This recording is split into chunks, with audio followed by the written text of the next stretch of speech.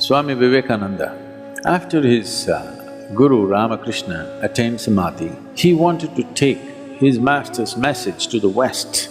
So, he wants to go and do this. But he wants to seek the permission of Sharada Devi, who was Ramakrishna's wife. She said, Naren, can you give me that knife? She said, I wanted to see how you will give the knife. You may go and spread the master's message.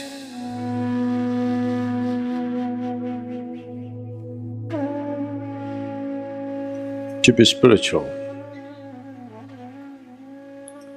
has always been also understood as to be gentle. And unfortunately, to be gentle has always been misunderstood and misinterpreted as to be soft or to be weak.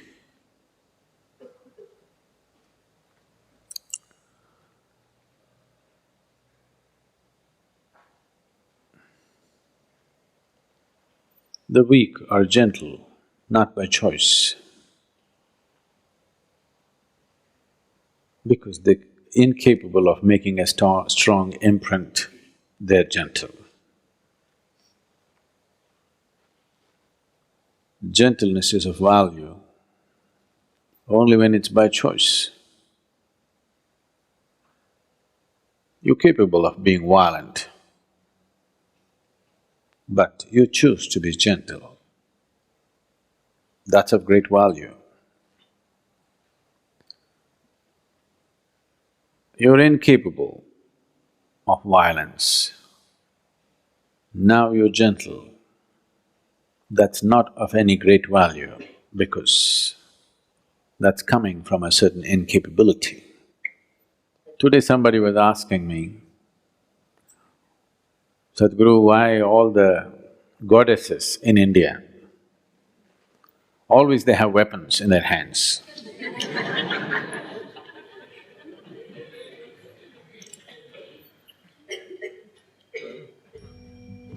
Why our Bhairavi, though she has eyes,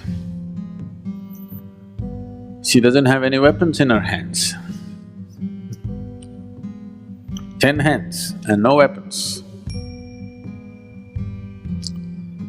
Because she's done with violence. You see the buffalo, Mahishasa, already conquered. So what needs to be treated brutally has been done. The beast has been killed. Now there is no need for weapons, so all hands free.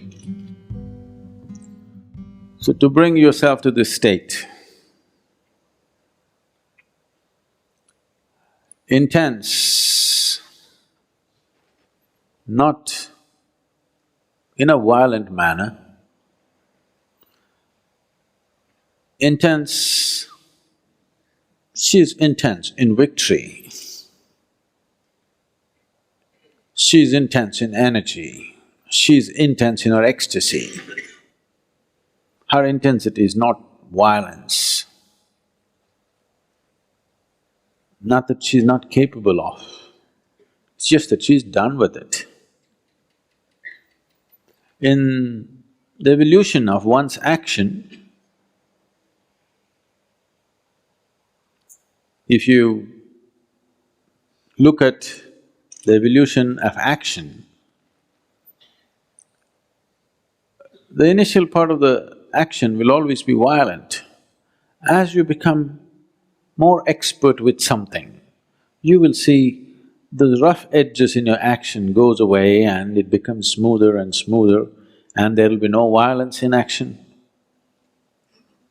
Even a swordsman who is an expert, only somebody who is new goes, ah, like this.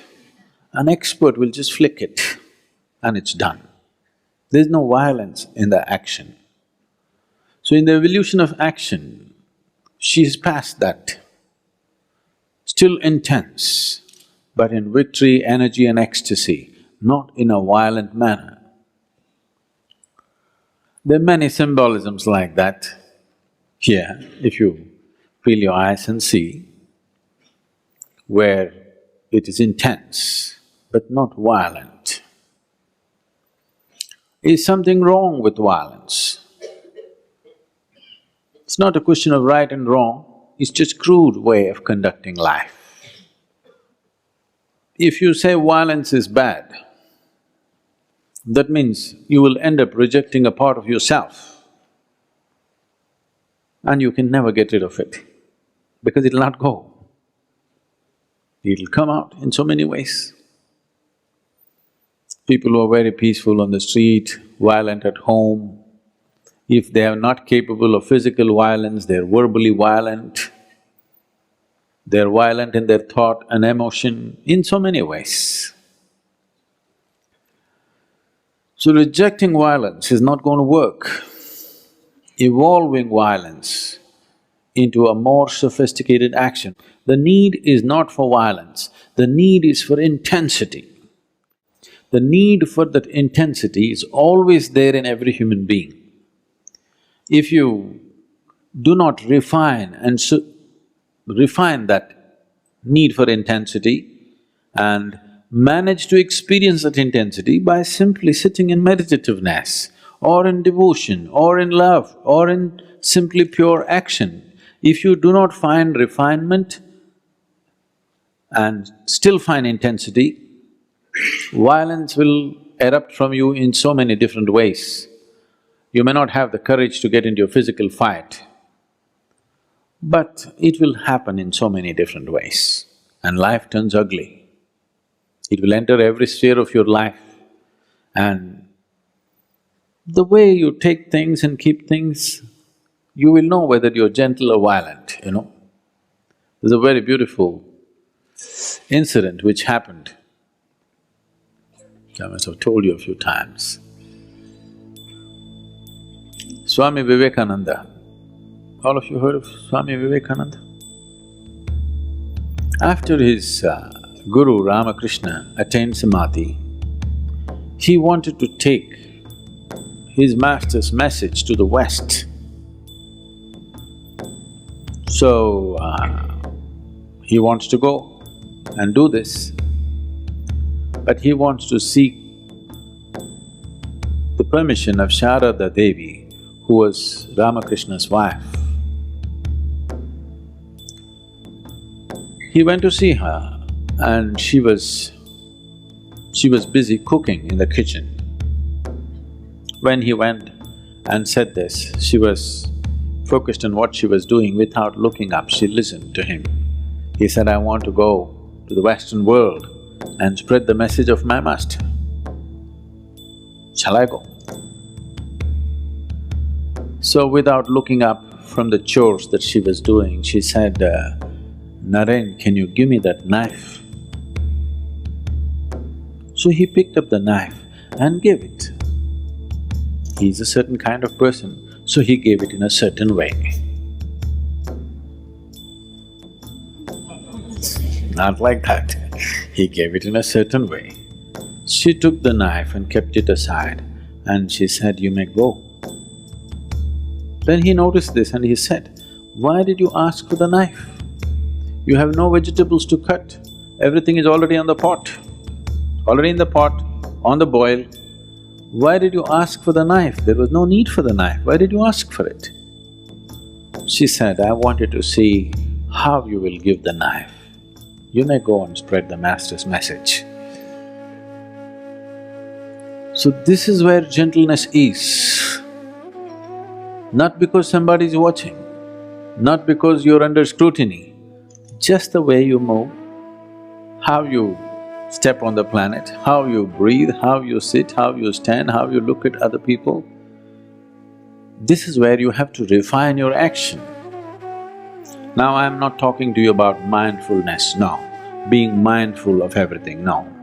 I'm talking about refining your physical action, your verbal action. With this slowly, your mental action and emotional action also can be refined. To just move your hands and legs in a more gentle manner. This refinement can happen either because you become meditative or you consciously refine it so that you move towards meditativeness. It's good to start from both the ends. If you want to reach a destination, it's good to start from every possible end so that you get there quick enough. If you want to burn a candle quick, you burn it from both ends, isn't it? You burn it from only one end, it may take a lifetime. You want to enjoy at least half a lifetime of meditativeness, you must burn it from both ends. So you may be practicing meditation, but also consciously refining your physical action. The way you move your hands, the way you move your body, the way you move your breath, your words. This is not about becoming pretentious, this is about becoming conscious.